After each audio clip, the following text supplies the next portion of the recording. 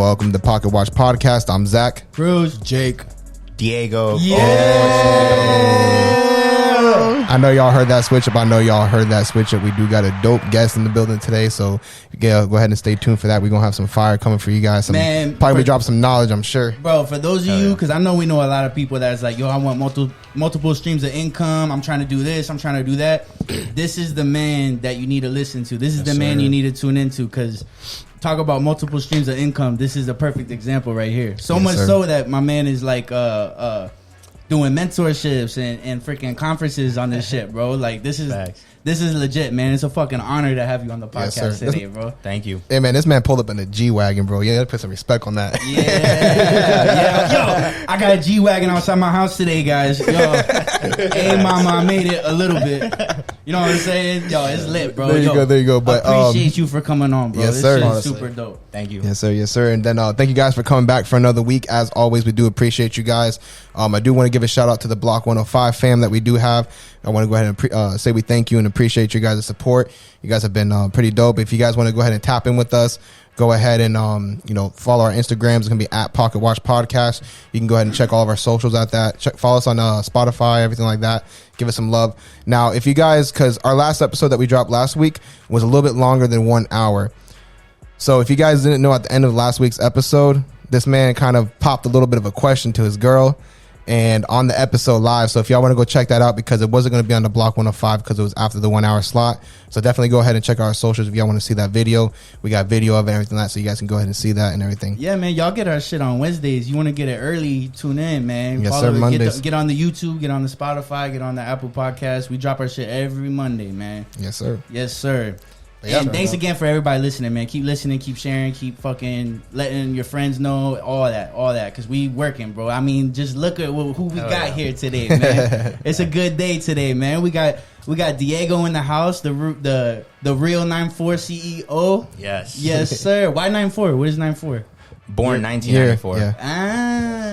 Yes, 1994. Wanted to be my own CEO, so 94 CEO, and it just branded off like that. Yes, sir. Yes, sir. That's super fucking dope, bro. That's dope. Yeah, and as always, we're going to have his socials down below. So if y'all want to link up with the man, if you guys want to go ahead and follow him, see what he's doing, if you guys want to go tap in with him for like mentorship or something like that, as always, down below in the description, we're going to have all of his info. So go ahead and show that man some love, follow him, and tap in with the man and show him what's up, you know? Yo, we were just talking about that too, like why you like to go to Miami and shit like that. Like, Diego's a good follow too, because he lets you know you shouldn't be comfortable. You know what I mean? Like he lets you know, like, yeah, you think you're doing good, but it ain't shit yet. Like, you flipping, you're doing real estate business, you're running that, cool, but you do e-commerce too. Okay, you do both of those. You do mentorships and shit like that. Everything. One like off rip, I just want to ask, what is Wi-Fi money? Wi-Fi money. I can't show it enough. I have a tattoo here because pretty much just changed my life. Wi-Fi money just means like you can make money from anywhere as long as you're connected to Wi-Fi. Yeah. Oh, that's dope. I like that. That's a dope phrase. I like that. Like, bro, you can be anywhere as long as you have internet access. You should be able to make any amount of money from your phone. Yeah, I like that shit. Or laptop, whatever. I like that shit, man. Because that goes into like, no excuses, bro. Like, that's why I asked you how old you were, you know what I mean? Because you're doing big shit and a lot of shit. And you only 27, man. Like, you're just a year older than us, you know what I mean? If that. Yeah. And most people that's listening and stuff just know, like, you don't gotta, because last week we talked about patience, right? And like, and some of the things why you should maybe accept to be patient or something, some of those things are age, you know what I mean? But doesn't mean you don't go for everything. Exactly. You know what I mean? And there's also no excuses to try to do whatever the fuck you want, bro. Because I can't tell you how many people talk to me about, like, man, I'm trying to get multiple streams of income. I'm trying to do this and that. You know what I mean? And it's like, you want to know how? You got to follow my boy, bro. You know what I mean? It's Diego, man. He show you the way. Yeah, bro. It's not that hard. I think people are just afraid to, like, take too much on, or they think that they have to master something, like, completely 100% before they put themselves out there. I tell my guys, I have a really big community that I talk to, and I'm like, bro, as long as you're a chapter or a step ahead of the person behind you, then you can lead a group of people. And you can just get started that way. Because when I started, bro, so many people told me, like, yo, you need to wait until you master, have X amount of things under your belt before you get to a certain level. And I just put myself out there, and everyone was just talking mad shit, like all this stuff. But then when things really blew up, then they're like, damn. When did things like really blow up for you? Bro, it just depends, honestly. I would say, like, within, like, the last 2 years, things went crazy for me. Yeah. However, like, before that, I was touching pretty good amount of money, but it was different, man. Like, I was bragging about, yo, like, I'm in real estate, making 40, 50K months. Like, I'm living life. I'm a king, whatever. And then I started hanging out with guys that were spending 20, 30K in one night. Yeah. When I met my guys in Miami that I'm hanging out with now. Yeah. That's when I was like, shit. And my life changed. My mindset changed and got bigger. Yeah. Because it was different energy. But like my guys were going out saying, yo, we're buying a yacht today. Like one of my guys right now, it's in Miami, literally looking for a yacht. And I was just having a FaceTime conversation with him yesterday. Like, bro, I need to go bigger. Like, there's no way I'm not making nearly enough. Yeah. So ever since I started hanging out with that crowd of people, then I hit a different level. Yeah, but yeah. Everyone's got different kind of ideas of like what success is or when things like you blow gotta up. kind of have it in you. Yeah. But then like putting yourself around people and putting yourself in situations that opens your mind, opens your mindset, so you know it's doable and it's possible. Because ain't that some shit? Like I forgot the 4-minute mile, right? And this is not off topic, I promise. Oh yeah. But I like that story. Right, the 4-minute mile. Nobody could run a 4-minute mile, right? As soon as one person ran that shit. Literally every year, there was multiple people running the 4-minute mile, right? Yeah. So like that goes to exactly what you're talking about, where it's like, yeah, you're in the Olympics, you're great, right? Mm-hmm. But like even like just seeing somebody do it or whatever, and what's crazy is the guy that first did it. You know what I mean? Right. But it's like it's weird how the mind works. It's like, oh, if this guy can do it, I know I could do it. You know what I mean? And exactly. That's big in everything, bro. That's big. Like your circle is the biggest fucking thing you could ever worry about, bro. Huge. I was just saying that to them earlier because, I mean, it's one way to talk about it. Like I can sit here and say, bro, you guys can make $1 million a month. Yeah. And it's cool to think about it. But then it's a different feeling when you're around it or living it. You know what I mean? Yeah. Then you really feel like it's, I go to Miami and I do all these things on purpose and I bring certain people with me. So they realize like, yo, this is legit. Yeah. Like, like you can get in a Rolls Royce and drive around and be in a $500,000 car because someone else is doing it, you know? Yeah. I don't know. It changes when I used to think about it all the time. Like when I was growing up, I had the Lambo picture, like posters on my room and stuff like that. But it wasn't until I started riding around in Lambos and being like, wow, like this is really like attainable. doable, you know? Yeah. Man, that's deep. That's fucking dope. Crazy, bro. Because it's so true, man. Like, and I want to sit on that for a second. Like, pause. I want to sit on that for a second. It's like, because they always talk about your surroundings. They always say that, if your surroundings are broke, you're gonna obviously be broke. If your surroundings are more, like more successful, more pushing, you're gonna obviously want to push further. So you're basically what you're saying is that surrounding, you saw them as somebody who like you want to try to be the same, not be the same, but you surround yourself with what you want to be. Right. Yeah. And if you surround yourself with broke people, you ain't gonna get nowhere. Yeah. I have a question for you because always trying to. So let's say that you're in a lower position, right, and you're trying to put yourself in a higher position. But and people always say one of the best ways to put yourself in a higher position is to surround yourself with people in the higher position, right? But the people in the higher position want to surround themselves with people in higher positions. Yeah.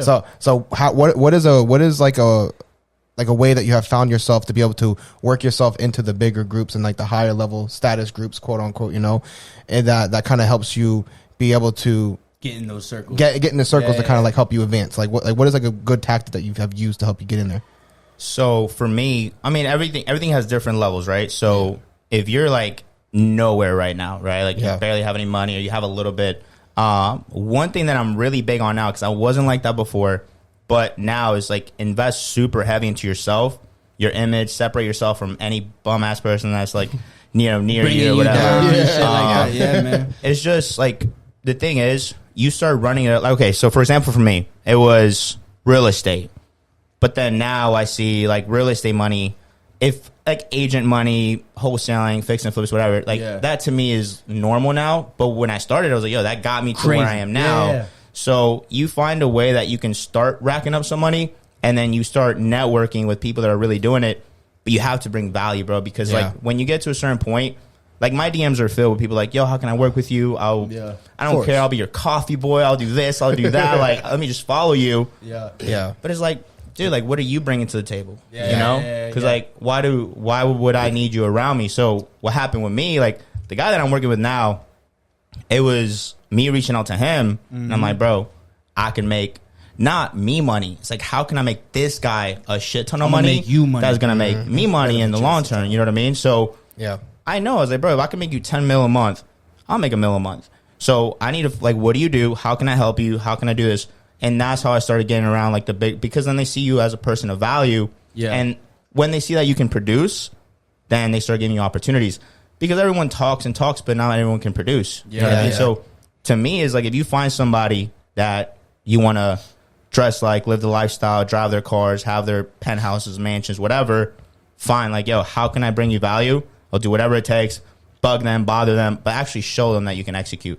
And they'll let you in. Bro, damn, that's a fucking gem right there, bro. Yeah, that's a gem. Take that in. Yo, because at the end of the day, that's all this life is. That's all this world is. There's very few people that do things off their strength, right? Yeah. Like, there is people that do that, like, yo, like, you're my boy, or I fuck with you, but that's if you rely on that, you ain't going nowhere. You know what I mean? Like, that's very few and far between. So that's super dope. Like, in this world, bro, like, you're right, man. All this is we're trading value. And people look at value and assess it differently and see how they want to act against it. Exactly. Everyone's selfish. You're selfish. So it's like, yo, what's in it for me? Like, if I help you out, because people that reach out to me and want help is like, yeah, but like, I can make money with or without you. So how are you an asset to me? You know, how are you going to make me more money? That's going to make you more money. Yeah. So every high quality person that I meet now is like, yo, how can we make money together? But then I have to find a way that I can then leverage or funnel in my business, my sales, my networking, whatever, that's going to make them a lot of money. Yeah. And slowly and surely they're going to start, you know, like putting you on game and doing all that stuff. Yeah. And I think that's what a lot of people lack, bro. People just expect to be put on game for free. No. Yeah. You know? No. And then get mad when it don't happen. Bro, but I mean, it's true. Everybody. Bro, for everybody listening, take that for whatever you're doing. Because in my mind, I 100% agree with you. But like on a smaller scale, like in a corporate world or something, it's like, you want your boss to give you a promotion or a raise or something, right? You don't do it by just asking for it, right? Yeah. You do it by showing, look, this is how I'm gonna help you, right? If you put me in this position, like, you're stressed out, you have a lot of work going on, this and that. You put me in this position, I can take a lot of that off of you, or already take a lot of that off and say, look what I'm doing for you. You know what I mean? Like, here's the position or whatever, man. And it's trading value. And then something else you said, which was great, is to sustain that, you got to execute. Mm-hmm. Right? That's it. Right? Yeah, so you got to produce. You got to produce at the end of the day. So if you're all talk, that's only going to last so long. You know what I mean? But that's the way you get your foot in the door. So if you are somebody that's talented at whatever you're doing, take that for what it's worth. So if you want to get your foot into circles, if you want to be in certain rooms and stuff like that, show where your value's at for them, not for you, right? Like, where's your value at for them? And then make sure you fucking execute so you can keep living in that circle and stuff like that, bro. Hell yeah, man. That's so dope, bro. Hell yeah. It's like you do it's like you do mentorships or something, man. That's crazy, bro. That's crazy. Right? When you started doing mentorships? Man, I would say like 3.5 years ago. I started doing mentorship originally with real estate because that's how I got started. Yeah. And then it really just started off with like, damn, like, I'm making X amount of money by myself. I did the mentorship and I actually started, bro, I did so much trial and error. Now it's different. Now 100%. I'm really strict on how much money people have to pay. But like, for example, when I met these guys, bro, like I was charging like $29 a month. So it was like $1 a day just to have access to my community. Because I was like, yo, I want to make a lot of money. But the goal with the mentorship was I want to make money together. Like, it wasn't just, yo, pay me for info. That was it. But as time like just went on, I'm like, bro, I bring so much value. I make people so much money that, and then it's different clientele. Yeah. Someone that gives you $10K for your time and for your knowledge is different than someone's only paying $29 a month. You know what I mean? Right. And then that was it. So like I started just to like grow the presence and have more, I guess, like access to make money with people that were actually taking it serious, that want to do it. Because it's like to talk to somebody's one thing, but if you're willing to pay money, you're showing me that you're really serious. You know what I mean? Like, you're kind of weeding out the people that are kind of bullshitting or all talk or something. Because by the time somebody's willing to pay money for that information, they're serious for the most part. And then the more you raise that price and the more that somebody's willing to pay that price, you understand that they're that much more serious and stuff. Yeah. And then you building a community on top of that, right? Like these are your boys here that you pulled up with, and they started like as the mentorship. You know what I mean? Like, and that was the mud to where you're at right now, bro. Yeah, bro. They've seen it. Like at least this guy right here, bro. He's seen it since we very, very first started, and everyone's fallen off. I can honestly say that he's the only one that's left from when I first started really branding myself and putting myself out there. Yeah. So I was making money. I was making money by myself. Then social media world is heavy. So and you smart. You working that shit good too, bro. It's a great follow, bro. FYI, that shit is a great follow, bro. It's so when we got there, bro, people fall off or they expect you to hand shit to them, and you know, it's part of business, and you just, you know, people fall off, man. Like just because they expect you to hand shit to them. Yeah. Or you start touching a certain amount of money, and then they expect that, you know, they deserve that kind of money too. Yeah. You know what I mean? Without them having to do shit. So you keep saying like 2 or 3 years ago. So like you've been doing this for a while. I'm thinking right now, like, what was the evolution of this, right? So you went to high school in Orlando, right? Yes. So like in high school, what were you doing? Like what made you like you said you had like cars and shit on your wall or whatever. Like what was the evolution of this, bro? So I mean, bro, like quote unquote entrepreneurship started. Well, I would say like a lot of it came from, you know, like my dad always had a different way of thinking about things. Like, so it started when I was young. So my dad would be driving around. I remember this like crazy. He'd be like, hey, how much do you think that business is making right now? You know, as we're driving around. I'm like, okay, that started making me think like, you know, there's people working there, but where's the owner at right now? You know, what is he doing? Yeah. And he's the one that started like putting that in my head. But my dad's really like, he's an engineer. So he's very all about like school and like he loves his job. Yeah. And then so it wasn't like teaching me a lot about entrepreneurship. It was a different way of thinking.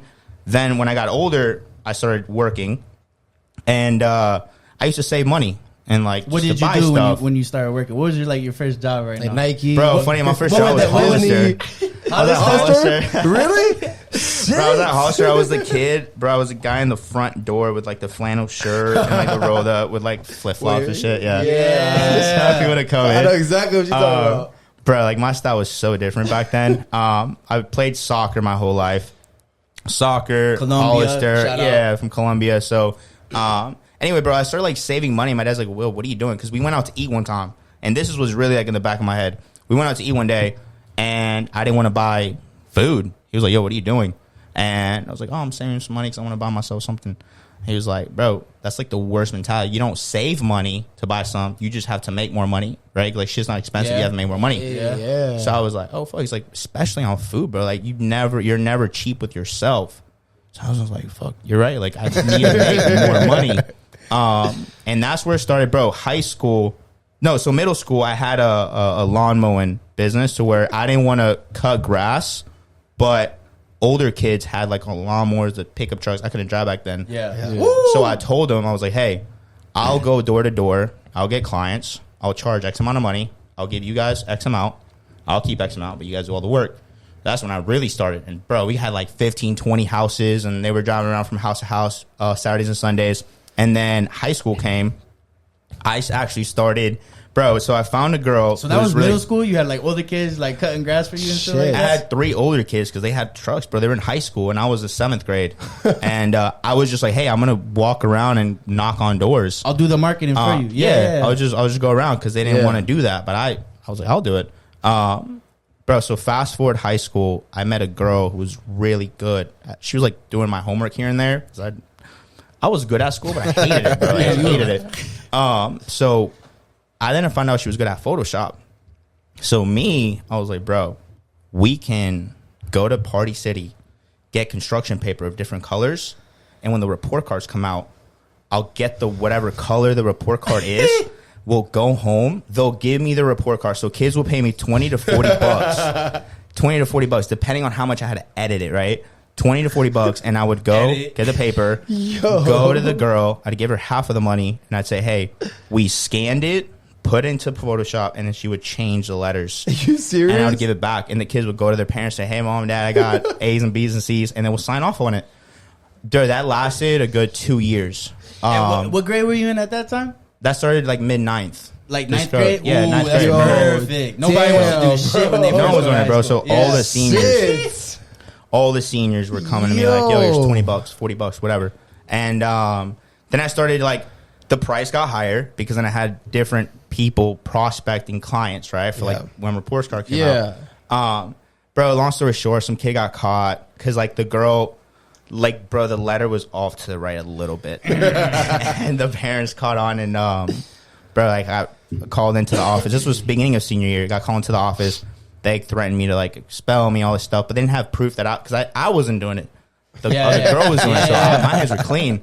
I was like, bro, I don't know what you guys are talking about. So like, oh, your name keeps coming up, and every person that comes to the office, your name comes up. I'm like, yeah, but I don't do this shit. I don't even know Photoshop. Yeah, I'm how. Like, how do you know? How do you know it's Photoshop?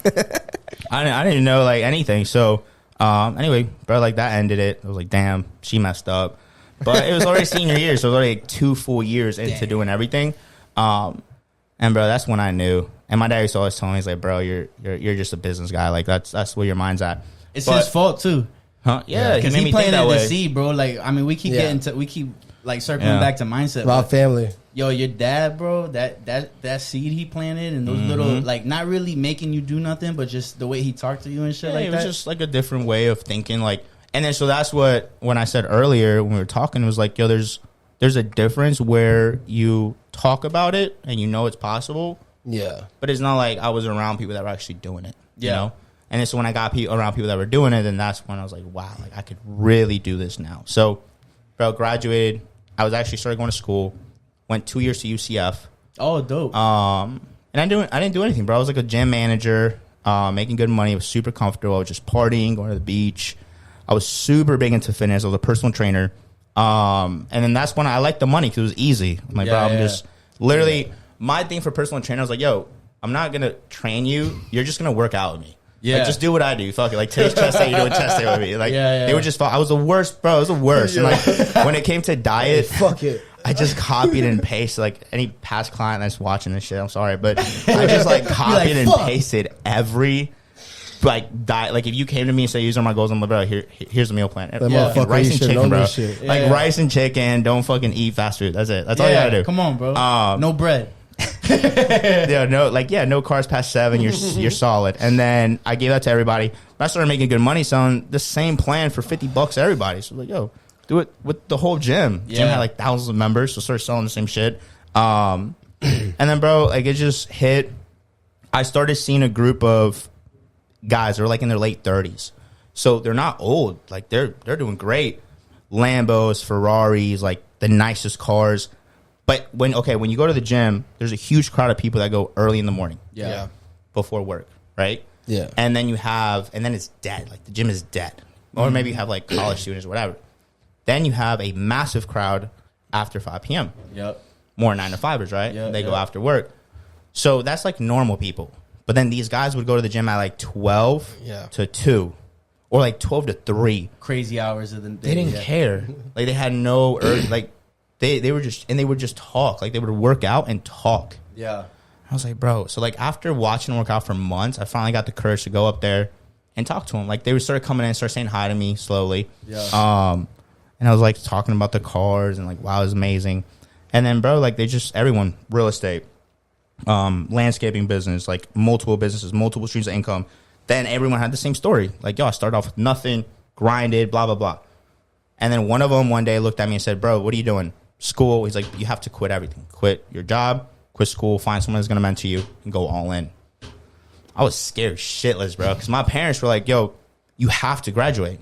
They're like, because you need a degree. For school. Yeah. School, you know. What were you going to school for, though? So, bro, I actually started with, like, I want to do something with medicine. Okay, so this is also medicine? A big thing, bro. Yeah, like, I wanted to be somewhat of a doctor, kind of, but it was just like watching a bunch of Grey's Anatomy got me into fucking being a doctor. Right? You don't really know what you want to do. No, bro. Like, I was so young. I was just partying. Feel like it is. Yeah. So they were like, "Yo, do biomedical science because that's the degree you need to go to the next level." So whatever. It just sucked because you're learning a bunch of stuff you don't even need to know. Fucking chemistry, straight chemistry, and it's not easy either. If I get into it, it's dumb as shit, dude. Like every test room I went into, I just pulled out my phone, put it in between my lap, and just cheat on every test. I got report cards, bro. Oh, whatever. Bro, so But then I actually went to a hospital to try to intern at just to kind of get the feeling of it. Yeah. But bro, doctors hated their job. Yeah. Like they so made mad. good money. Miserable. Yeah, they made good money and they knew that. But a lot of them are like had shitty relationship with their wife because they were never around their kids or their wife, right? They made good money, but they couldn't live the life, so they had no freedom. So True. Financial freedom they had, but they had no time freedom. Yeah. And they were always on pagers, and they were telling me all these, like, why would you want to do this shit? You have all these, college debt. Then you may have the nice house, this and that, but they didn't get to enjoy their shit. Like they were just at work 24/7.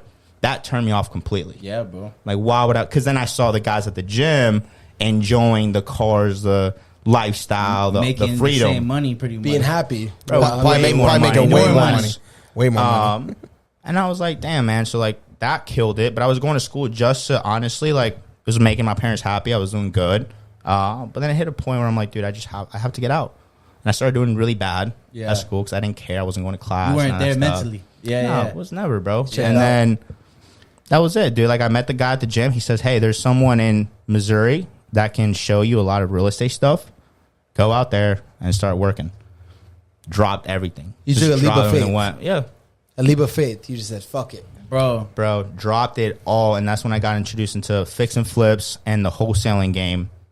And that's when everyone thought, bro, I have videos that I post sometimes on my Instagram to show people because I was at a gym. I was a gym manager at an office, like recording videos, telling people like, yo, you have to go after your dreams. Yeah. You like, there's so much out there. And everyone talked mad shit. It's like, oh, he's just a gym manager. He's making like $20K a year. He ain't doing nothing. He's trying to motivate nobody. Like who are you kidding? Whatever. Yeah. But that's kind of what I tell people is you have to start somewhere. You just document your journey, right? Because then like 6 years later, people are like, damn, like he's been consistent. He made it happen.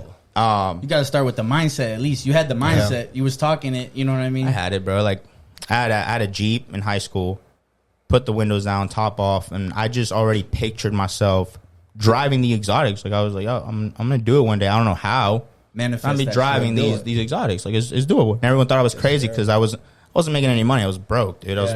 My gym checks were fucking like $250 to $300 a week. Yeah.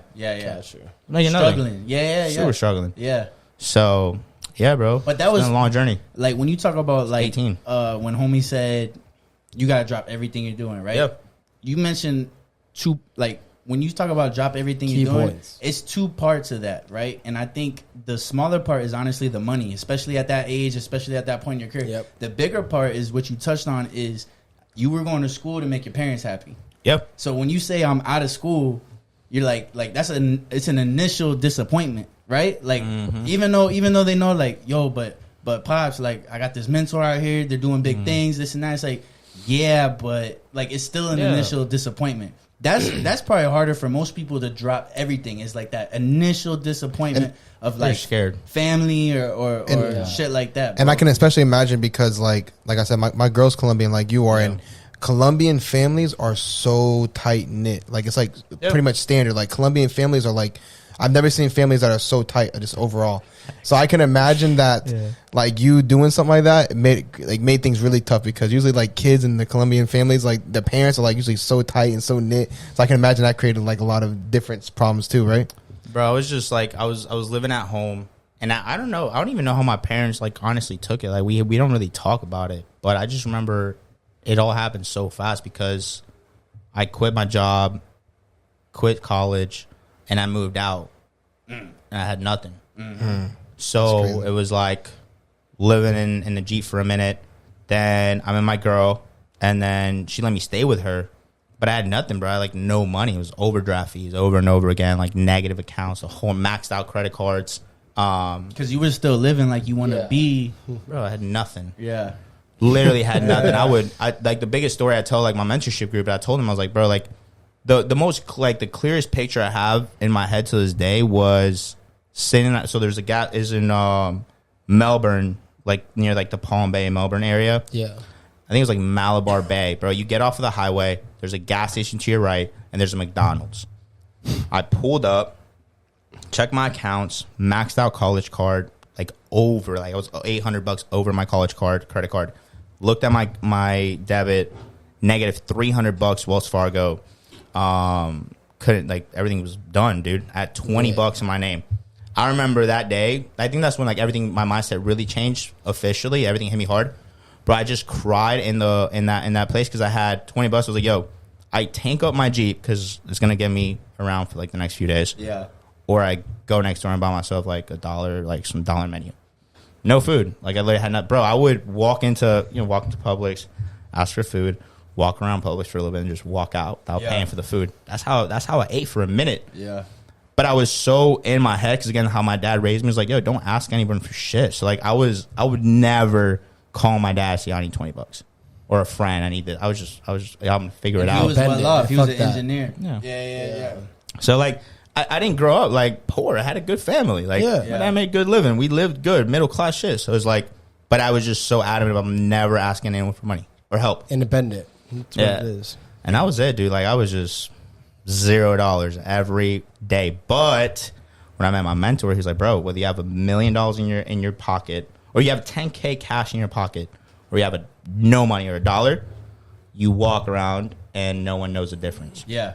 That's when your mindset's good. Treat yourself, act like what you want to be. Don't act like or treat yourself like what you are at the moment. Yeah. Yeah, don't ever think about, like, the situation. Like, everyone goes, like, through, like, that broke stage where you have no money.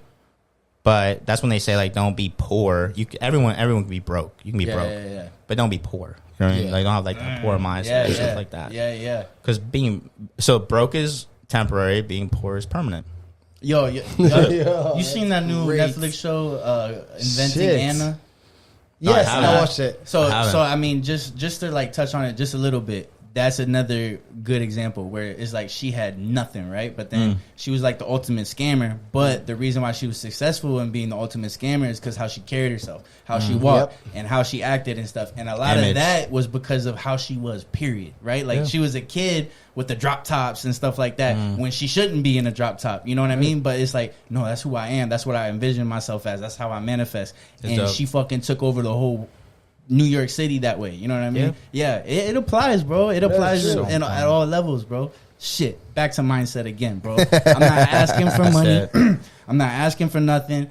I know, like I said, whether I got $1 in my pocket, you know, like your mentor said, whether I got $1 in my pocket or $10,000 in my pocket, I'm gonna walk around like I'm a fucking millionaire. You know what I mean? Because that's how I'm gonna be. You know what I mean? Exactly. You attract it. You know, like, well, one of the biggest things I tell people is when you focus so much on, because I went through it, when you focus so much on what you, like, you constantly look at your account, like, damn, bro, I'm broke, or I got bills coming up, or damn, that's expensive, or that's too much money, or this too much. But that's all you're talking about. You know, you're talking about how shit's too expensive. You're talking about how shit, like, how you're broke. You're talking about how you wish you had this, you wish you had that. And I think that's the hardest part for people, because you then have to personally tell yourself, like, yo, that's not expensive. You know, I got to make more money. Or my phone bill is not a bill. It's an investment. How can I use my phone to pay? Bro, so many people complain about how their phone bill is so expensive. Yeah. What? Yeah, what are you talking about? Yeah, 100%, you know? Bro. 100%. Like, we can make a story post right now on Instagram and get, like, a $25K invoice from my iPhone. And how are you going to say it's the biggest, it's the easiest investment in the world. You pay for an iPhone. Wi-Fi money. Yeah, and you do that because I tell people, you have green text messages, I don't trust you. So I hope everyone here has an iPhone because, bro. Nah, we with you, bro. Team iPhone, bro. You don't have an iPhone, you're just complicated. Yo, that's okay, because I can't. If I only got Wi-Fi, you ain't making no money, bro. Like, you know, like, you need that cellular. Androids, you never know. Jacob's like, I used to have an Android before my girl gave me the iPhone. But that's iMessages make life easier. If I could voice message you, we can FaceTime. But, bro, the second I tell people all the time, the second they get a green, like, I get a green text, I'm like, bro, you need an iPhone for us to work together. Fact. Go buy. Like, unless in that moment they're flying on a private jet and they're current green because they ain't got internet. Yo. No, bro, you have internet on private jets. Oh, that is true. That is true. That should never happen. I wouldn't know. Yeah, that's true. That shit costs $2,000 a month though. But if you got a private jet, you gonna cough that up. But also, real quick before we get too far, because there's another gem right there. Like, those of you that are relying on somebody, man, that's a crutch. That's crippling you, right? Because if you listen to what Diego's saying, my man. Like, it's almost like you had the seed planted. You always were manifesting it, right? But, like, shit didn't click really until you were like, do I fill up the tank or do I go buy a burger? You know what I mean? Like that you don't get that fire behind you if you're relying on somebody. You know what I mean? Yeah, that's true. And that's 100%. Yo, easily. I bought this house a year ago, and I bought it because I had to take care of my pops. I wasn't 100% sure I could afford it, right? Yeah. And you know what happened? And it was rough the first like 3 months or whatever, right? Yeah. But you know what's funny is, like you said, just go get more money. That shit, like if you talk to my girl right now, my fiance right now, she will tell you, because her mindset was not that, right? Mm-hmm. Like, and it's a good thing, you know what I mean? Like for those people that could be comfortable with that, like that's also a blessing. That's content with not a lot. That's great. Right. But like it was hard for me to talk to her about that. Like where she's like, "Why are you tripping? Like we got a house, we got this and that." I'm like, "Yo, I don't want to live this tight. I don't like how tight this shit is." Like, you know. I do like how tight it is, but no, I just play. But like, I don't like that. Like, I can't save like I want to or spend like I want to. This and that, and it forced me, man. Like, I went out and did interviews. Zach knows. Like, I was out there trying shit. You know what I mean? And then literally, bro, 3 months later, it's like this shit's comfortable. You know what I mean? Like, what's the next house? You know, and it's not like that, not to your scale, but it's a good example of. Put yourself in the fire, bro. Like, cause that's where you create something great. Yeah, you know what I mean. And if you don't put yourself in the fire, if you're always reliant and stuff like that, you will never know what that fire feels like. And that's something that will catapult you 100%. Yep, always. What was that mentorship like out in Missouri though? Like, cause I kind of want to know. Yeah, I was interested too when he said that. I was like, man, I wonder what that shit was like. Everything. You met your girl here, or you met her in Missouri? No, I met her here. So she wound up with me. Ride or die. Yeah, no, bro, easily. Like she witnessed me like crying in bed over my bank accounts and like she would feed me and stuff because like she would support me. Dope. But no, up there it was just more of like shadowing. Yeah. You know, it was like this guy was flipping 10 to 12 houses a month, and then just like, hey, look at all my projects and be with the construction guys all day so that you have the knowledge of what goes into it. So it made my life a lot easier when I personally did it. And he gave me an option. Like when it first started, it was like, hey, like. You can continue to work with me and make money, or you already know everything. You go out and do your own thing. That's when I started my own thing. I was like, okay, I'm going to do it. So I started then closing deals on my own. I've never had a real estate license. Yeah. I've never had a real estate license, so I've never been an agent, but I've done a lot of wholesaling and just investments. Yeah. And then that's when I realized, like, bro, there's so many people out there that have so much money. They just don't know what they're doing with it. So I got good at meeting people that had millions. Hey, give me $500K. I'm going to go flip this house. And they started trusting me with money. Yeah, bro, and that's how it like really happened. Yeah, man. To that point, like I got a couple uncles that have their businesses and they're very well off, and I think that really helped my mindset as a kid too, because we weren't, and then I would go visit them and be like, damn, nice, like. Yeah. But one thing my uncle told me one time, because we were on his boat going down the Mississippi, right? Yeah. And he was like, you see all these houses, like you see all these houses on the river, you know what I mean? And that's the river, you know what I mean? Like imagine like beachfront and shit like that. Right. But he's like, $1 million, $1 million, $1 million. All these people could do it. You know what I mean? Like, and that shit just give me chills right now because it's like that shit is possible, bro. There's so many people that make that shit happen. You know what I mean? Like you said, man. And that back to mindset, bro. That's like you gotta open it up a little bit. You have to. Yeah, man. Yeah, just like, bro, like you realize like there's people making 40K years, and then you have people living beachside or waterfront paying 40K a month in rent or mortgage. Yeah. You know, but if that person's paying 40K, and that's what I tell people too is like, is even if because you'll see a lot of online like influencers that may have like a expensive lifestyle that maybe pay 50K a month on their stuff. Yeah, they might be living a different paycheck to paycheck than what an average person lives, maybe 3K a month. But they're making it happen every month until it finally pops off. Now they're making $1 million, and now they're living off 50K. You know what I mean? Yeah. But it's like, man, you realize like they can make that money. So you just got to really put yourself out there. And then now with the whole social media world, if you can make money off of just sitting your ass online all day on Instagram, 100%. On Facebook, and just making all your money. 100%, bro. Like all the old heads will tell us right now, like we got it easy, right? Like we got, like we got all these tools with us and shit like that. I mean, look at us right now. We're putting out a podcast. Back in the day, you had to go pay a studio and shit like that. You know what I mean? Especially with what you're doing, it's like real estate and e-com and shit like that. Like, oh, if all those people that did it before you had like an Instagram and could make that shit look lit, you know what I mean? And then bring in customers and clients and shit that way, it's like, bro, you're your own brand. And then understanding that I'm my own brand is the other piece. You know what I mean? That's dope, bro. That's crazy.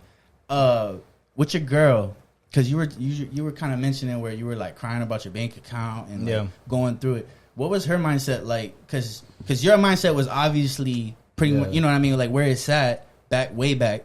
So like you guys met each other, and she kind of met you at your worst. Yeah.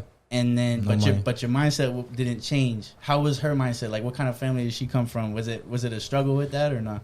I think, but the crazy thing about her family is they were always like really supportive about like, hey, you guys can do whatever you want to do, just make sure it works out, kind of deal. You know, I mean, to them it was just more like it wasn't. You don't need to go to college. This and that. I mean, they wanted that because they're like, yo, is this kid gonna do anything with his life? Yeah. You know.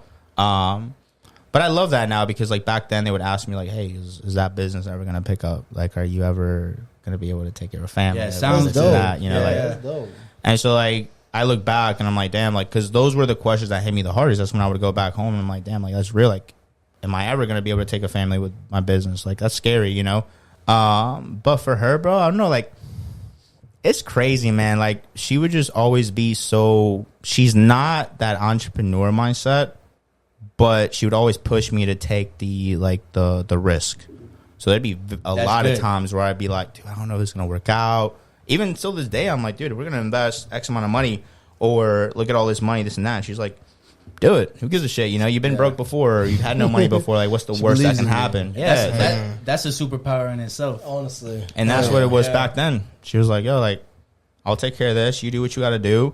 But just make sure you do that shit, you know, like hustle it out. Like I'm cool with you taking the risk, but execute, make it happen. Yeah, 100%. You have to. So don't give up. That gave me like a good like, you know, very good support system to where it was that. But for her, she was like, I mean, you have nothing to lose, brother. You have nothing. Yeah. So like the worst thing that can happen is you end up where you're at now. Yeah. You know, you're young. You can get a job. You can do this and that. You can always go back to school, and so. That, you know, like she saw me, bro. She saw me watching like all the YouTube motivational videos and all the people, and she would just remind me about all that stuff when I was down. Yo, shout out to your girl, bro. That's fucking. I know. Yeah, I was gonna say, take notes, ladies, because you know. Yeah, stand by your king. If you really believe in it, you know, stand by him because you never know what your man can build up, and you might just need a little bit of hand. Because honestly, like if she wasn't there to kind of help and assist you in the moment, you probably would have made it work, but it would have made things a lot more tougher. And you know, it's a possibility that things could have taken longer, or you might not have been the same path that you went down without her being there. You know, so it gets deep, man. It gets really, really deep. And I only ask about your girl because, like, I honestly see that the same way as a circle, right? Yeah, if not bigger, because way you're bigger. with that person every fucking night, every morning. Yeah. That's the person when you're really down and out and you're saying shit that you wouldn't say to most people. That's the person you're saying it to. Yeah. So that person to reinforce something you're talking about or to push you to take a risk. Everything, man. Because constantly, like me and my girl, man, like it wasn't like even doing this podcast and shit. It was a battle. You know what I mean? But like you slowly grow with each other, you know, like you slowly try to change the mindset, but that's also a crutch. Like that could also cripple you if you're constantly with somebody that's trying to hold you toxic. Back. Yeah, man. Yeah, and that happens to guys. I think that happens to guys the most. Yeah. They get so caught up in the girls. Yeah. You know, or like chasing girls or this and that, and it's like unless you have like a real relationship and you start entrepreneurship, even then I tell guys like. If she doesn't really support it, that's really what you want to do, then she's not the girl for you. Because like the right girl would support the entrepreneurship journey. Like it may be scary as well, but they'll support it. And then you have the ones that are just like always so scared and they're always going to doubt you and all this crap. You know what I mean? But guys, I think, are the worst because I think like a lot of entrepreneur girls, when they decide just to go after the money, they don't really care about guys at all. Yeah. They'll cut everyone off. But guys, bro, they start touching a little bit of money and they realize that money attracts a certain amount of girls or a certain type of girl and they get comfortable and then they focus on the girls and the lifestyle, the partying, the clubs and all that stuff. Start thinking with their dick. 100%, bro. And not just that, but to kind of sum up what you're saying, I don't think a majority of guys can't handle an alpha female. No. So like that right there makes things harder for them in a sense because like if they're like a bag chaser as a female, most guys aren't able to handle that. They're not able to handle a strong girl like that. So that definitely creates. And it's not just like the alpha. Like that's definitely one thing. But it's like if the mindsets are so far apart, it'll you either got to bring that mindset up or you're gonna let that other mindset bring you down. You know what I mean? And it's so much. It's hard to cut off like. Your boys, it's hard to cut off circles, but it's way harder to cut your girl off. And I think, like you said, that's what a lot of guys fall trapped into is like, I could cut homie off, this, that, But like, if you still got the person that's putting those seeds in your head every night or every morning, that's worse, and it so sucks bad. That's even harder to cut down and cut off. Yeah, we see it happen all the time, bro. Like, that's just, I already know. A guy comes in, there's gonna be two options: either he's gonna leave that girl, or that relationship, or like that relationship, he's done. Like, entrepreneurship is done. Yeah. We see it all the time. Like, either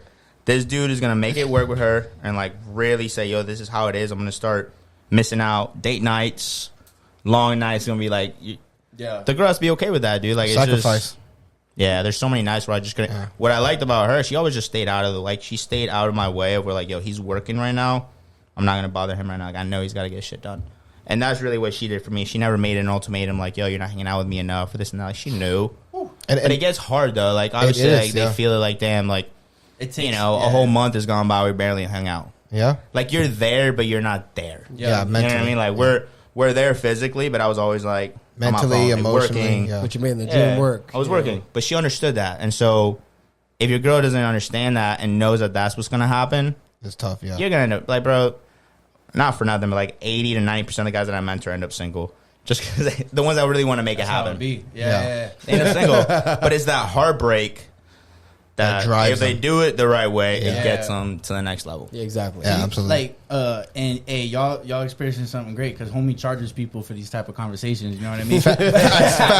We have like a $500,000 conversation right now. Hey, we only paid 10. No, I'm just playing. No, we didn't. No, but.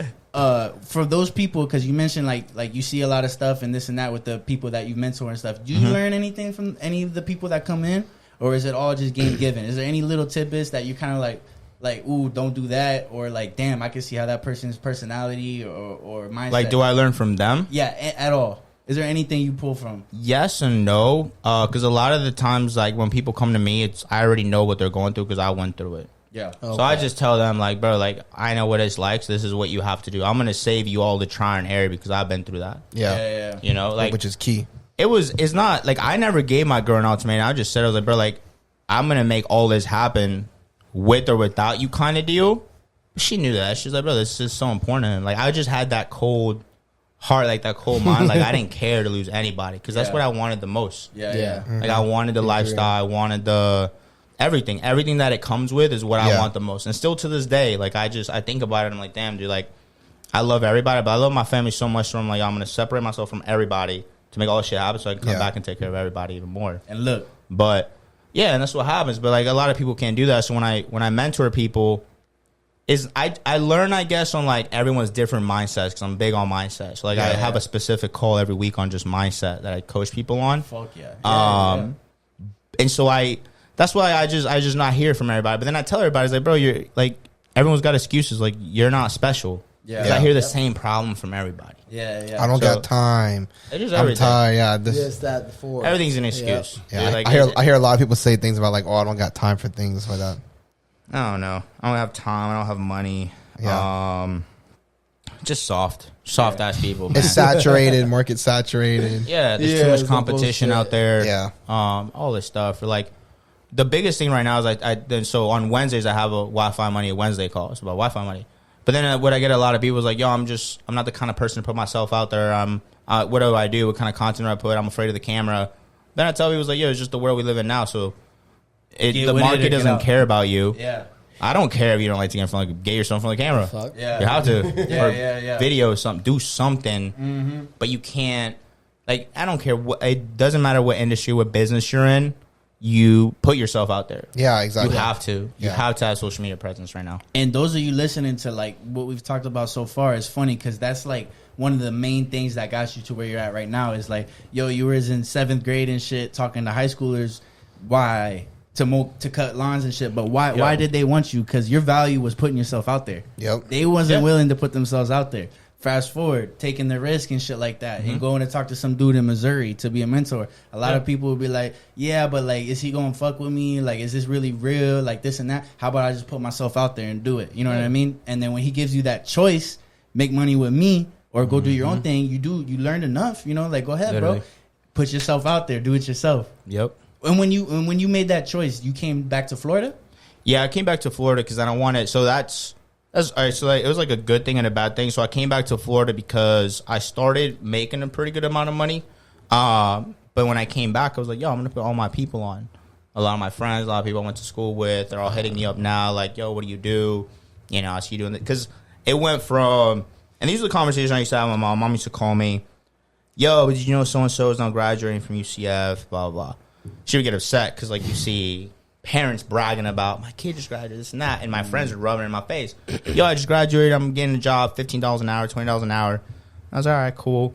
I see it all over Facebook. I saw it everywhere, and then here I am, still just like grinding, pushing the same shit. I'm on social media, but like the lifestyle wasn't just there yet, right? Like it didn't happen just yet, and it's not. And I think like is the change of lifestyle that attracts more business, I would say. So until that happened, then everyone was just still doubting me. So when I decided to come back was because I was like, yo, I'm going to make this bigger. I'm going to put people on game, and I'm going to like, who do you first go to? It's not strangers. You're like, yo, I know my boy over here is doing this. I mean, this is what I do. So I tried teaching everybody. This is what I'm doing. Some caught on, you know, some did good. But then they expect you to make them like partners. Because they're your boys, and so they'd be like, bro, I want to be this, or I want to manage X amount of people, or pay me salary. If I'm gonna help you, you gotta pay me salary. I was like, damn. That's when, you know, shit started, like a lot of friction with like the money, or I got different opportunities making money on the side apart from what I was doing with them. So then they were like, why am I not a part of that too?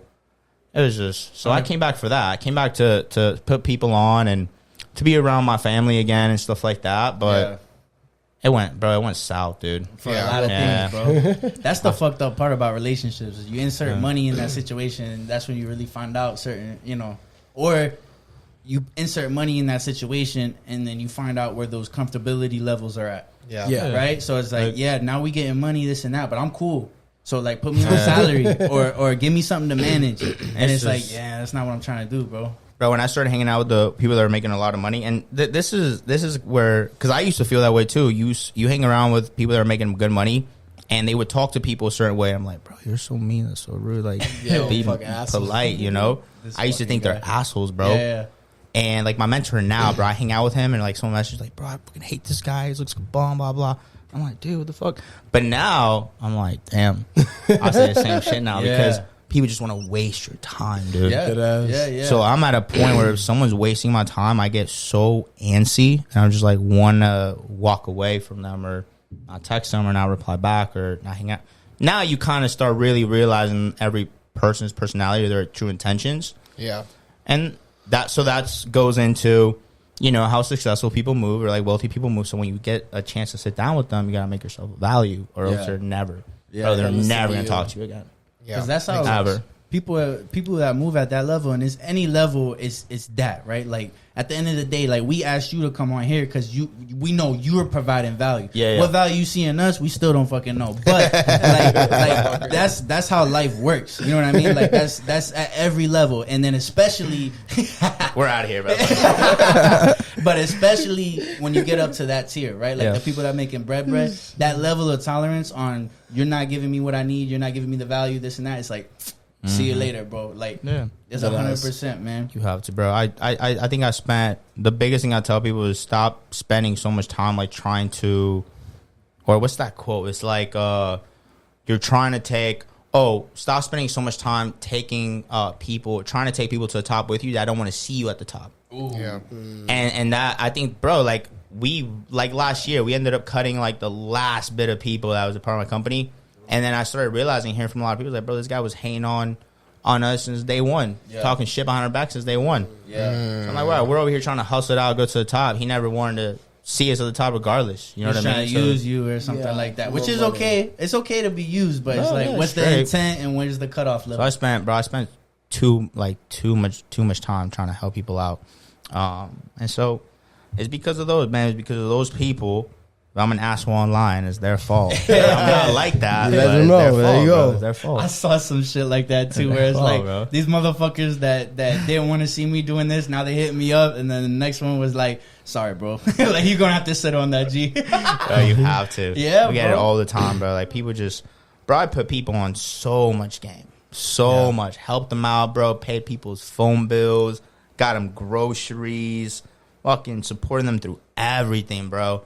And they're the first ones that fall off when shit gets hard. Yeah, you know. So now I'm so private and so. But when you get private and you're like really unaccessible, like when your access goes down, your value goes up like crazy. So now it's like, bro, we don't go out at all unless it's like an invoice is paid. I'm making money with the client, or I'm around people that are making more money than me. Like we just never leave 100%, bro. 100%. Oh, so you guys do all of your stuff over the phone, everything, all your closings, everything that you guys do, all your deals, you guys do it over the phone? Oh, everything. Everyone always wants to go out to dinner with us, hang out, have a drink with us, and I say no to everybody. That's interesting. I have to, because like I was telling you before, I work with like a investor that does, he flips a lot of properties and he does a lot of stuff. But pretty much he goes to all of his appointments in person, and that's how he does a sale pitch in person, and that's how he does it. And it eats a lot of his time because he's got to drive an hour here, hour there, hour here, hour there. That's interesting that you guys do it all through the phone. And that's definitely interesting because that's a hard way to do a pitch because it's a rookie, bro. You're trying to cut people under. He's a rookie, motherfucker. That's an amateur. He sounds like a rookie, bro. Like everything speaks for itself. Shit. You know what I mean? Like there's no. And here's the thing too. Like I've been in sales my whole life, but I tell you I don't sell stuff because if I sell, like if I feel like I'm selling you on something, I'm trying to convince you. Yeah. And I tell people it's like rookies convince people.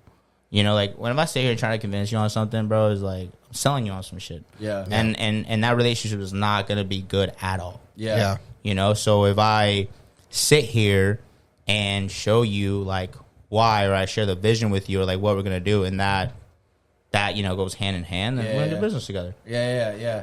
So like all these pitches and sales and shit, bro. All I say is, all right, look at my Instagram, go on my Facebook. Here's my website. Let me know if you want to do business with me. Yeah. Oh, so you whenever you flip and you do like wholesale and stuff like that, the people that you get, they tend to be like the younger crowd, or they tend to be older? Because I know like the older crowd, you tell them to go look at my Instagram, they're gonna say, "What the fuck is Instagram?" You know Facebook. what I mean? Facebook. Bro, old people are on Facebook all the time, or they have my website. Yeah. And even though I'm young, so I do have a lot of people that do shit that I don't want to do anymore that I used to do. So like all the cold calling, all the finding the properties. I only get involved when it comes to like, let's take it to the closing table. Okay. So like right now, because of my community, bro, I'm wholesaling in 23 different states. So I'm closing the deal in Cali on Monday. I've never even been there before, but I have a guy there. And less accessible. So if you want to do business with me in real estate, I'm like, hey, contact so and so. Deal with that person. And that's a look in itself. Me. That's an image in itself. That's a brand in itself. And like I said, like there's like what the investor you work with does. Yeah. I think there is a value in that, right? Yeah. But like you said, it's like to your perspective, that's rookie shit because there's a point of diminishing return for stuff like that, right? So it's like I'm sure when you started off with real estate, you were meeting people a little more, right? But then when you wanted to scale it, there's a point of diminishing return with doing that face to face, and not recognizing that point of diminishing return where it's like, yeah, that's value, but if I'm trying to get here, that's starting to I just think like ever since COVID happened, like it was just FaceTime and Zoom calls. Yeah, that helps a lot. I don't need to see you in person to do that. Ever since that happens, like I don't need to see you in person. I used to be super big on like, bro, let's go grab lunch and talk about business so I can like do business with this person. Now I'm like, bro, like FaceTime or let's get on a Zoom call real quick because like what the fuck? I can just sit here in my in my house chilling. I'm gonna go out and spend money on drinks and food, and I'll try to talk to you and all this crap. That's business smart. right there, boy. Yeah, bro. This guy, like, if he's going out there in person, I just feel like that makes people too comfortable when they see you too much. That could be that's the point of diminishing return, right? Yeah. Like, it's like maybe on a first impression is great, but then like a consistent one and this and that, there could be a point where it's starting to reduce your value because you are accessible, you are this and that. So he usually goes out just for the clients. Like if he's going, like for example, so what he does is he pretty much buys properties at like a super cheap price, and he either will put money into it or not. Sometimes just slap paint on it. Depends on whatever the property needs, and that's pretty much what he does. And he's doing probably easily 20 or so just in this general area every month, easily buy and sell, probably more than that. But it's cause, he only goes in person for the clients. He doesn't really talk to any other business people. He has one business partner with him that's out of Vegas, and pretty much he runs everything dolo with himself. Here's my thing. It's just he can make, let's say he's making $100K a month. Just throw a number, and I make $100K a month. But there's a difference on how he makes his money, how I make my money. So the way I looked at every business I'm in right now is, okay, how much time did I put into that deal to get me a 10K deal? Yeah. Right? So when I started hanging out with like the big people that I hang out with now in Miami, it was like I would hustle my ass off in real estate to make 10K. Yeah. You know? And I went through a bunch of BS. Now I make one phone call. Not even 10 minutes, you can make a 10K. Like, someone can wire you 10K, you just make 10K. Yeah. So now I'm like, wow, okay, so how long did he have to work to go drive out there to make the same money? So to me, even if I made a little bit less than he made, I'm making my money sitting on my couch and you're actually working for it. So it's always how much time I'm putting into something and what am I getting out of it. That's just how I look at all my businesses. And that's how we run. That's what I teach people about real estate is real estate. Everyone just does the same shit, bro. You look at every agent online. I love agents, but I shit on them all the time because they do the same thing. Yeah. They post the same stuff. They brand themselves the same way. They all talk the same, bro. They all cap about all their numbers. Volume numbers this, volume numbers that, but commission numbers ain't shit. You know what I mean? Right. Millions of dollars in sales, you ain't making nothing. Right. Yeah. But when they brand themselves differently, bro, you take over. Like, every multi-million-dollar agent I know is all about branding and being super exclusive. Yeah. You can't get near a multi-million-dollar agent, bro. They're not gonna chill with you at lunch and talk whatever. Yeah. And that's big too, man. Like, that mentality is fucking everything. Cause on one end, right? Like you said, there's different levels of comfortability, right? Yeah. And then there's just different. Some people just ain't built for it, right? Yeah. Like, homie that Zach's talking about, to us is great, right? Yeah, like, cool. if we were doing that, it'd be fucking great. But like, the other thing is if you don't have the mentality that you were just speaking about, you don't also do, because we've been talking about real estate this whole time, you also don't do that e-com shit that you're doing, right? Or the mentorship and all that extra shit that you're doing. Yeah. And that's bread right there, all in itself. What kind of e-com stuff are you doing, man? Like, what is the, like, Amazon seller, or like what is? We do the drop shipping, so we manage people's stores. So we started off, and then, you know, you make good money off of e-com because, like, everyone's buying online. Yeah. But you can only own a certain amount of stores in your name. So then we just like, let's just take on clients, and we run their stores and we do profit splits. Yeah. So you do 60-40. So like, you'll invest into our services because it's a service. You don't have to do anything. We run everything for you. You just have to, make sure you have the capital and that. The name, like, the store's under your name. But at the end of the month, if I make you $10K, I'll send you a $4K invoice. You pocket $6. We make $4. It's like, bro, you just made $6K doing nothing. 6 is better than 0. Yeah. And the amount of work that you put in. And I came from the real estate world. So when you look into a real estate return on investment numbers, they get 8%, 10%, whatever, right? Bro, e-com is anywhere in like the 18 to 24% on a month-to-month basis. So there's no rental property that. So if you invest 80K into real estate right now, what rental property would give you $6,000 months? Yeah. None. Yeah. So maybe give you $200 cash flow. And cool is real estate because people love real estate. It's like a tangible thing. But now we live in a digital world. So now you have digital asset, which is Amazon, right? Yeah. And now you have digital.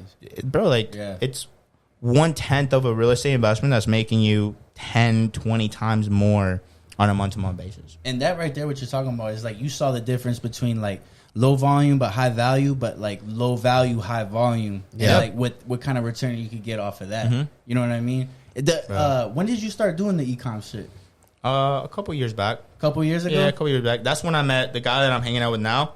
Bro, the guy makes like $1 million in his sleep. This guy's crazy. His mentality's insane. But yeah, he's the one that put me on. He's the one that put me on everything and kind of showed me the back end. And that was him. I started reaching out to him. He didn't give a rat's ass who I was. Yeah. But I told him, like, bro, I come from the real estate world. Like, I can bring in a lot of investors to this shit. Like, we can blow this up together. Value. And it's funny because when a lot of people hit you up, they expect you to hold their hand and have you show them, like, what they're supposed to do. Yeah. What he did to me, he didn't explain shit. He's like, bro, this is it. Like, go figure it out. Come back when you have a client or you have somebody. And I started showing them, like, bro, I got one client. Then I brought 3. Then I brought 4. Then I brought 10. Then I brought 20. And he was like, oh, shit. Show me the Come value. out to Miami. Let's go. Yeah. And that's when now it's like, bro, sit back. I'll run everything that you were doing before. I'm going to go into your like I tell him, it's like a push and pull business. The bigger I help him grow, the more exposure he gets, the bigger he gets, but then he pulls me up with him. So in any business, you push the person up, your mentor, your whoever the hell you're working with making money, you push them up to the next level, they're going to pull you up with them if you're a person of value. Yeah, of course. You know what I mean? So that's when I got into the e-com world, then it was different money, bro. Like that's when I really experienced like online. And he was the one that said, bro, you have to go hard on your brand. I was never big in like certain clothes or certain shoes and like the cars I drove and all that stuff. But it was him who was like, dude, what's different? Like you pulling up in a Jeep to a meeting, or you getting a G-Wagon, pulling up to a G-Wagon? Like, what kind of conversation you going to have? Yeah. You buying the watch and the jewelry and, like, the certain clothes is going to get you in doors that are different. And people look at it weird because, like, you know, that's materialistic shit, whatever. But it's the world you live in now, dude. Like, you know what I mean? Like, who are you going to listen to? Someone that pulls up in a Honda or someone that pulls in a Ferrari? Or a Lambo. You know what I mean? So he's the one that forced me to go, yo, you have to go heavy on your branding. You sit back, you focus on your branding, you're gonna make 10 times more money than you going out there and focusing on all this like little shit that you're doing. Yeah, man. A lot of people think very one dimensional, right? Like, oh, if I get a G-Wagon, that means I'm materialistic or whatever. And it's like, nah, there's a lot of pieces to this puzzle, and investment. And that brand, that investment in me and stuff is this piece of the puzzle. Because I got talent, I got work ethic, I got mindset. But don't. Just because I got to do some materialistic shit for the industry I'm in or for what I'm doing, that's just a piece of the puzzle, bro. Yeah. Bro, it's always the guys that don't have that shit that tell you not to buy it. Yeah. You know what I mean? Yeah. Like, I always see the guys that have, like, why would you spend so much money on that Rolex? Like, they don't have a Rolex. Right. You know? Why would you want that? Why would you spend so much money on that penthouse in Miami? They don't have a fucking penthouse. You know, it's a different feeling, but you waking up, seeing that view. A Lambo in Miami is like a Honda here, you know? Me driving around a G-Wagon in Orlando is like, wow. But like in Miami, bro, everyone drives a G-Wagon. Yeah. Makes me feel like shit. Yeah. I'm like, damn. And then my boy fucking bought a Rolls, the Cullinan. And I was like, you sit in that, G-Wagon is nothing compared to that. Yeah. It's just different stuff, bro. You notice, like, when you go down to Miami and the people you talk to, because obviously the lifestyle is, like, totally crazy down there. But, like, I also feel like there's so many people with money down there that there's a lot of people, like, let's just say, like, me going down there. Like, I think there's a lot of people renting shit, too, right? And then you have the conversation, you're like, yeah. No, you can tell. Yeah. You can tell how they drive their shit, too. You don't drive a rental recklessly. They're so cautious. Like, my friend doesn't give a shit, bro. He'll get a flat in the rolls and still drive around it like, oh, the rim's fucked up, whatever. Next. But it's that mentality. You know what I mean? Because it's like you can't focus on stuff. But yeah, I think Miami makes a lot of their money because there's people that go there to flex. Yeah. But like when you're around it a lot, then you can kind of you can start telling like who's really got in, who's full of crap because. You go out and you see who can spend the $11,000 dinners. Yeah, you know who's going to these places. Bro, they go to the guys that are faking it. We go to the restaurants and they're going to the nice restaurants, only ordering appetizers because like that's all they can afford. And then you see the people with real money ordering the $1,000 gold steaks. Yeah, you know. Yeah. And so that's game too. It shows you. It's like, don't go down there and just try to like flex or rent some shit. Because you're going to know. Because even if you meet somebody, if it is worthwhile, it's like you're not going to be able to last the they night. They won't really respect it. They won't respect it as much, depending on how you present it, though. Because like when I started, I would rent out certain exotics, not to really flaunt them, but just to get the feel of it, right? Yeah. To experience it. Because no one's going to just like be like, yo, drive my Lambo around the block, come back, whatever, right? Yeah. So I would do it just to experience it. Because then I was like, bro, like a lot of people say they want a car, but they've never sat in one before. They've never been to the dealership before. Right. Yeah. Right. You know, so I would do that. I used to do that a lot. But, you know, hanging out with these guys, bro, you don't say shit, bro. I'm a fly on the wall, bro. I just sit back and just observe it all, bro. Ooh, that's a gem in itself. I observe it all, bro. Like be a fly on the wall, bro. This guy, everything they do, if they have shit that I want, bro, if he walks, talks, thinks a certain way, eats a certain thing on a daily, drinks a certain thing. I'm literally copy paste everything that they do. Yeah, and that's what's gotten me to where I am, honestly, bro. That's a talent, and that's a thing that a lot of people don't understand because there is. All right, let's just say you go rent this or that, or you are doing well, right? Like let's just say you are doing well, and then you're in these circles. A lot of people can't wait to tell that person why and what they're doing, right? Versus why don't you just be the fly on the wall and take the game in? You know what I mean? And like they always say, like the quietest person in the room is usually the smartest. You know what I mean? Like because you're taking it in, you're listening to people, you're learning, because you don't have that conscious feeling of I need to project this feeling right now. Like I need to make sure this person respects me right now. You know what I mean, or something like that. You know? Yeah, bro, you find the right people that are just gonna be honest with you about shit. You know, if you're doing something wrong, they'll tell you. Yeah, like, bro, you know, start eating right, start working out right, or like start working out more.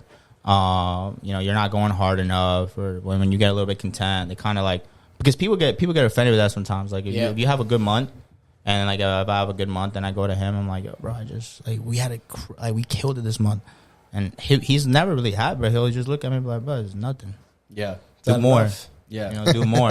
Yeah, that's good. You know, because and that's a double-edged sword too. Because I do feel like those that like I also like I'm somebody that says like billionaires aren't happy, and the only reason why, and they're probably happy, right? Like they're doing more with their life, but like to make millions and to be like I need more, bro. You know what I mean? Like like that's what it takes. Yeah, you just gotta fall in love with everyone's just different, bro. Like the process. Fall in love with the process, but fall in love with like that. Like you get the taste of if that's you, like if you want to really live that lifestyle, but like, you know, success can't be like a number. You can't tell yourself that, you know, my goal is to make X amount of money a month, because then you'll never be happy, because there's always a higher level. It's always someone's more making more money. Like, that was my mistake at first. I was like, yo, I need to make 10K months, and then like that was my biggest goal. And then you make 10K months, and you're like, well, I can make more, you know, with 15K months, but you're never happy. You're not satisfied. So it's like it's gotta be different, bro. It's like, it just depends on what kind of life you want to live. You get to that point, you're living that life, and you can stay, be happy. But everyone's different. Not everyone wants it all. Yeah, bro, 100%, man. And you mentioned something before we even started recording that I want to touch on before we kind of like finish up. Yo, dope content, bro. It's an hour and 12 minutes right now. That's what the fuck I'm talking about right there, boy. You mentioned where like you like to come because like you live in Orlando, for the most part, right? But you make it a point to go back to Miami to like keep that mindset right? Like you make it a point to go back to Miami, talk to the people you need to talk to, live that environment that like puts hunger back in your heart. You know what I mean? Yeah, I have to. That's something you do, huh? I have to do that because being here, I get a lot of, I don't meet a lot of people my age that are doing it like that, or that are wanting to get bigger, I guess. But in Miami, again, it's so normal. Yeah. You know, like I can't, bro, like iced out really cool, and then my friend buys a Richie Mill. So I'm like nothing now. Yeah. You know? Or again, like I celebrate the G-Wagon, but then my boy buys a Rolls. Yeah. Damn, all right, now I want this, and my boy's buying a yacht. Then he wants a private jet. So it's for me, it's motivation. Yeah. You know, it's like, bro, like, and he encourages me to get that shit. So like, I like to be around that. Or like, again, it's the energy, bro. Like waking up in Orlando, having a house in Orlando is cool. It's calm. It's nice. Yeah. But waking up in a penthouse, it's a different feeling. It's energy, bro. But I also, when I go to Miami, I make money. So I'm not just going there to like just chill and blow money and just spend a lot of stuff. It's like, generally, every time I go to Miami, I come back with a bigger opportunity, and I always make money. Yeah. And when I go there, I make more money than when I'm here, and that's why I'm so big. It's just naturally the energy. Yeah. When I wake up in Miami, I have my energy's through the roof. Like I take my guys, but we don't sleep in Miami, so it's like a 2-3 hour naps daily. But it's not because we're partying. It's literally like it's an all day grind and hustle. We have appointments, and we have this and that. So, bro, it's just. It's a different vibe. So yeah, ever since I started that, I have to go once a month. Yeah. I have to. It's part of my routine. Yeah. And why don't you live out there? It's expensive, right? I mean, not that you're worried about that, but bro, why don't you live out there? You can't say that. You can't. I know. Expensive. No, it's family energy, bro. I have little ones myself. And so being with my little ones in Brickell is not the vibe. Yeah, you can't just you know. So that's what I'm saying. Like here in Orlando, is comfortable. It's better for family. It's just like it's a chill spot, you know.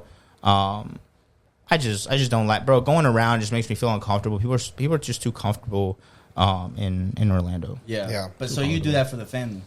Yeah, I stay here for the fam. But even, bro, like, I wouldn't, if I was like, let's say I was single and I had no family, no nothing, I wouldn't necessarily live in Brickell. I live around it, like in a beach house or some shit like that, like maybe like an hour away from Brickell. Like Fort Lauderdale or something. Yeah, I just like can't that. do the traffic. Like we were talking about traffic earlier. You can't. But like, we take the car there, we park it, but we walk everywhere. Like we'll Uber somewhere because it's pointless. Unless I mean, if you live there, I guess you drive it to the gym, drive it to the spot, whatever. But certain times it's impossible to drive out there. I got caught in traffic. It took us like 2 hours to get back to the pen. It was pointless. But so with all that said, to kind of wrap it up, what's your ultimate goal in this, bro? You got an ultimate goal? Bro, I don't know. That's that's a really good. I mean, right now, I'm focusing a lot on putting people on game and building a massive community. So, what I'm currently working on now is we have a community to where I teach people about real estate. But I started with just real estate, but now I'm really big on how people do their taxes, to be smart about that, having an LLC, how to get funding for their businesses, so they're using other people's money to make money. Yeah, just like more knowledgeable stuff. Because my partners and I right now are working on like this big real estate opportunity.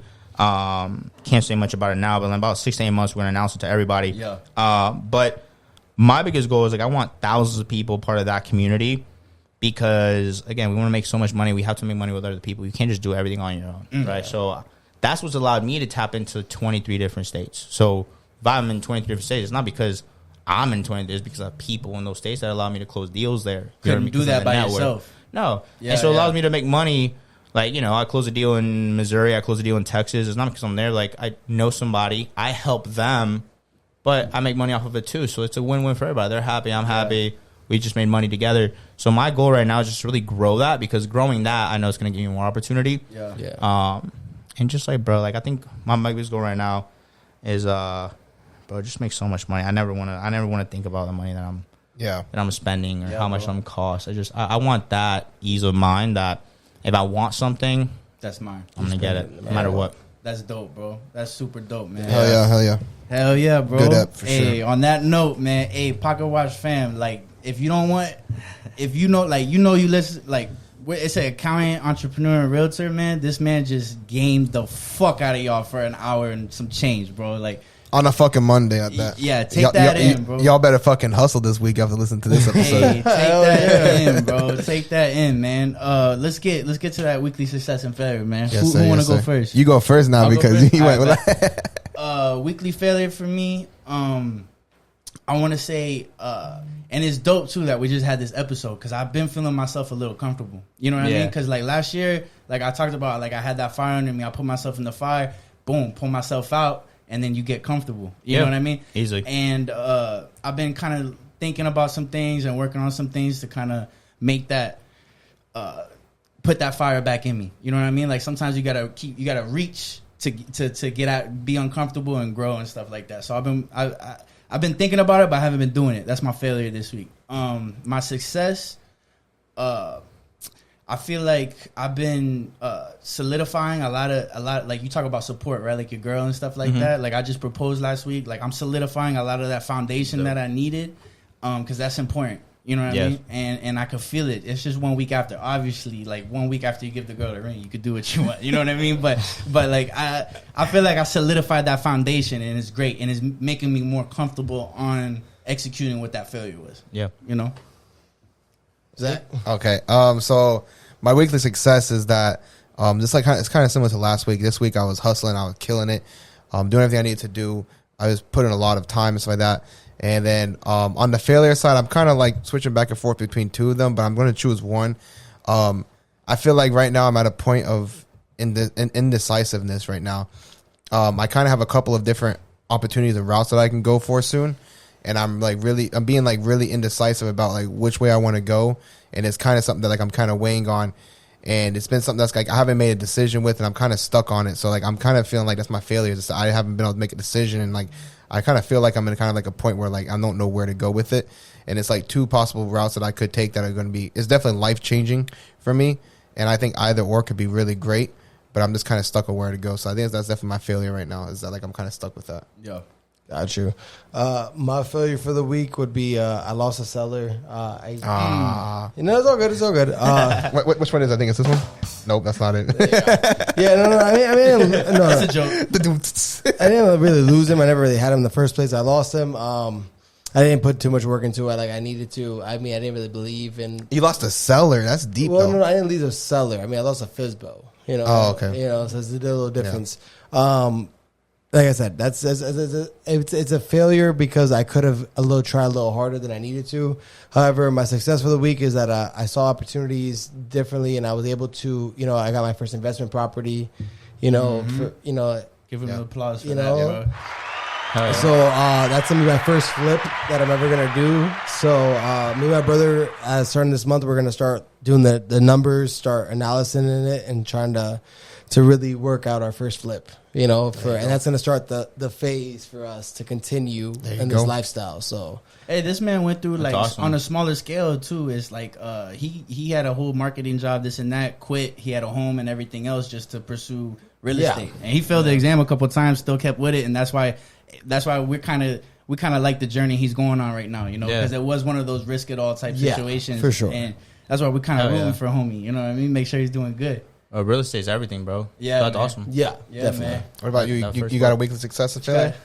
Missed out on a couple mils, bro. Low key, yeah. So, so a success is this week, bro. I think that I caught myself thinking too much about like or holding on too much to certain money, because I'm so big on telling people like, you know, money's meant to be used, right? So I caught myself with that mentality of, you know, trying to hold on to it too much. So I invested heavy into my personal brand this week.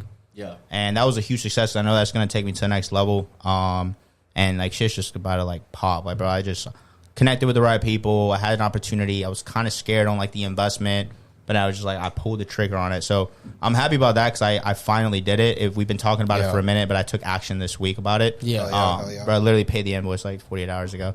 I know it hurt, but long term it's going to be better. Oh, yeah, I just know it. And then I guess like a failure was I told myself I was going to like get certain shit done to like one of my businesses.